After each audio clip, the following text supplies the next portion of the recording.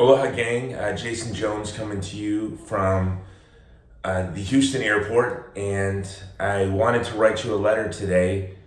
Today is the second anniversary of the collapse of Afghanistan, but I'm on my way to Lahaina to join Epic Ministries and our Vulnerable People Project team members who have been on the ground in Lahaina from the very first hours after the catastrophic fire.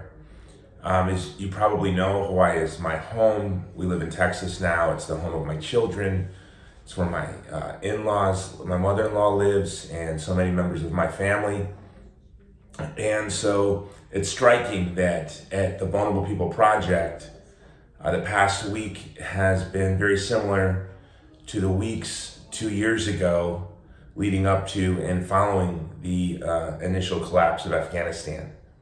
I wanted to send you this video to share with you our mission statement personally, just so you know what it is we do and why we do what we do, and what we're doing now 2 years later after the fall of Afghanistan.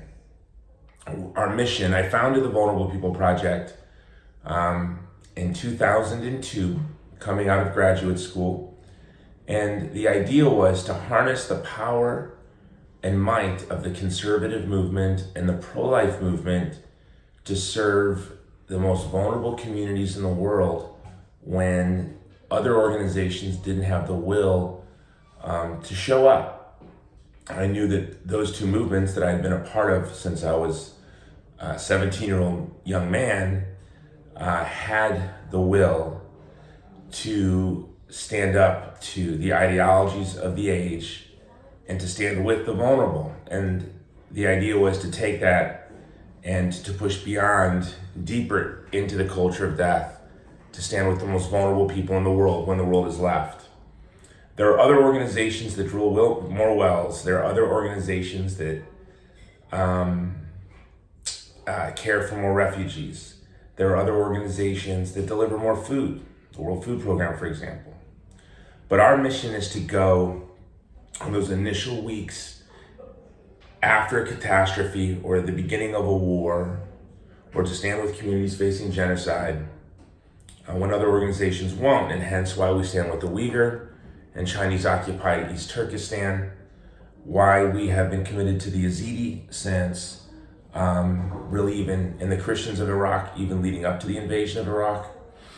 And it's why I'm on my way to Lahaina, which is heartbreaking to think that the work that we do at the Vulnerable People Project is needed to care for my own family members and my own friends.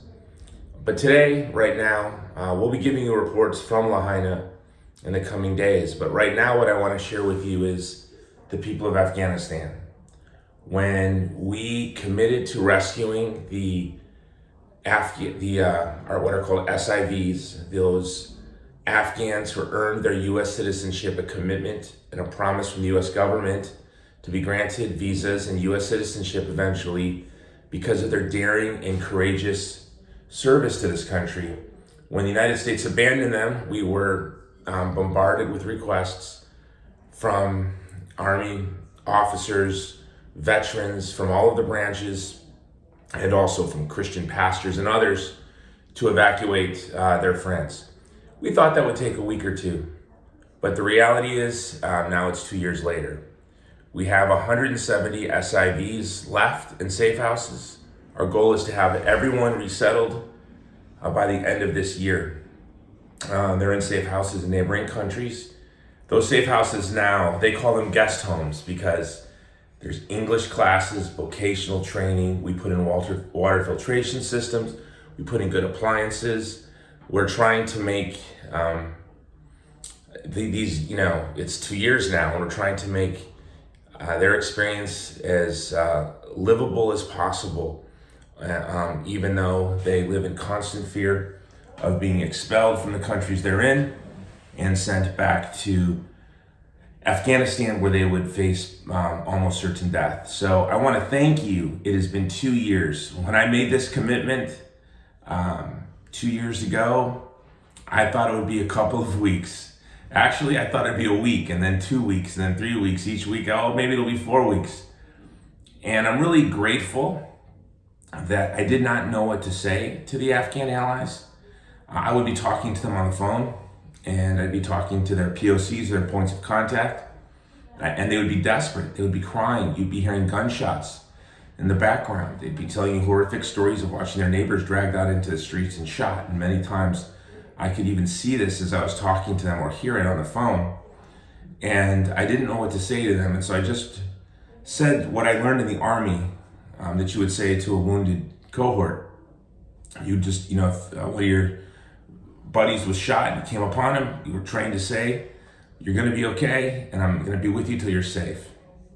And that was the promise I made. And I'm really glad I made that promise, because it's been a hard 2 years. It's been hard for the Vulnerable People Project team. Obviously, it's been much harder for our Afghan allies. I don't know if the Vulnerable People Project would have stuck in for 2 years. I have to tell you, our last safe house, almost all of our original SIVs have been resettled, almost really all of them. The safe houses we have now are from organizations that abandoned their safe houses, and they ran out of money or will or both, and abandoned those safe houses. And we took those over, and in the safe houses are religious minorities, Afghan allies who were courageous in their service, shoulder to shoulder with Americans. And so we will not leave them. And you have not left us. I want to thank you. I do get emails. Why are you still in Afghanistan? We made a promise. We're going to keep that promise. And our mission is very simple: to defend the vulnerable from violence, to stand with the most vulnerable people in the world when the world is left.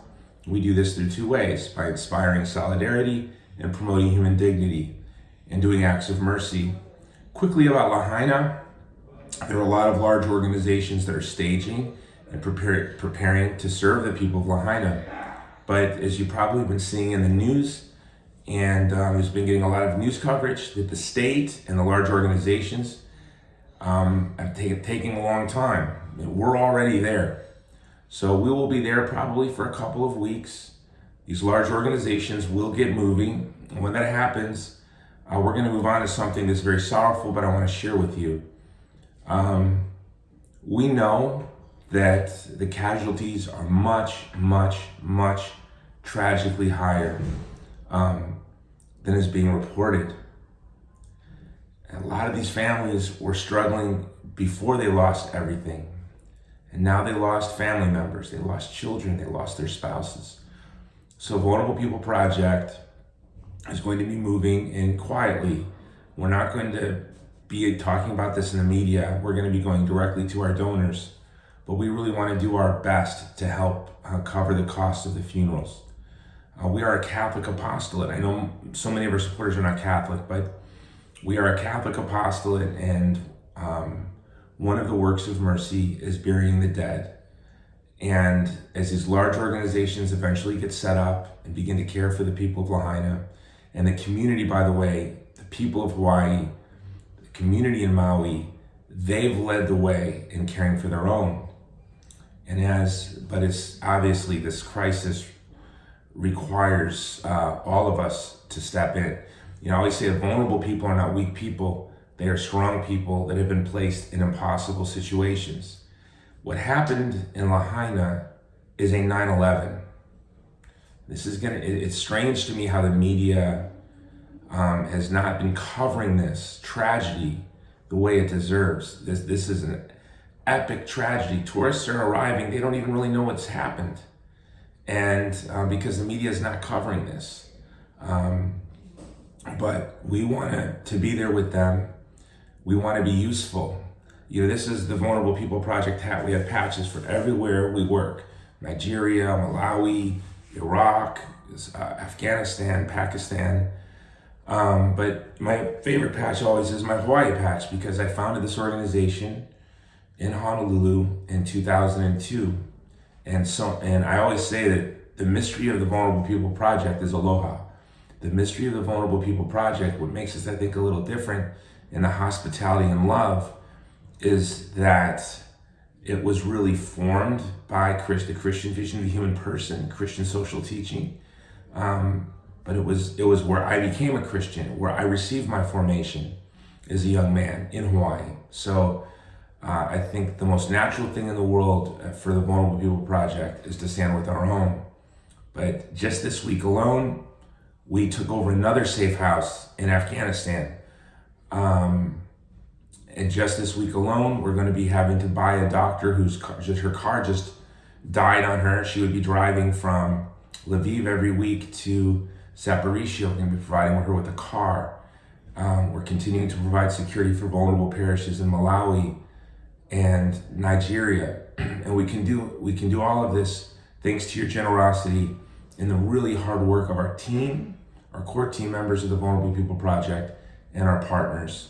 We have wonderful partners working with us in Afghanistan. We have wonderful partners. I can't really say who they are. In Ukraine, we're working with Chalice of Mercy. In Zaporizhia, we're working with Tip of the Spear Landmine Removal, Ryan Hendrickson. And in Hawaii, of course, Epic Ministries.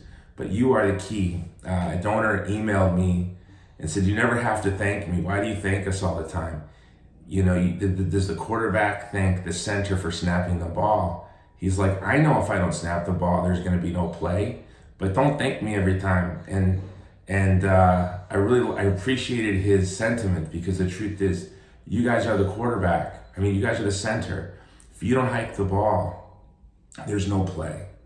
But thanks to your continued support for us, your fortitude in this, our work in Afghanistan, it's taken a lot longer than we had thought, but you've stayed with us, and we have been able to care for people. We've distributed 3 million meals across Afghanistan this year. We were able to provide secure schools for minorities last year. We're distributing school supplies this year. We're caring for the widows and orphans of our Afghan allies. We're hiding our allies in safe houses till we can get them resettled. That's all because of you. Okay, this is coming from an airport. I'm trying to be quiet so it doesn't get through this glass. I've got about 2 minutes before I have to run out to my connection. But I wanted to stop and make this video for you. Remember the people of Afghanistan today. Remember those families that are hiding. Pray for our partners in Lahaina. Pray for the people of Lahaina. Pray for the people of Maui. And I'm praying for you. My team is thoughtful of you. And thank you for always standing with us as we stand with the most vulnerable people in the world. When we stand with the vulnerable, they're no longer vulnerable. That's our mission. Aloha.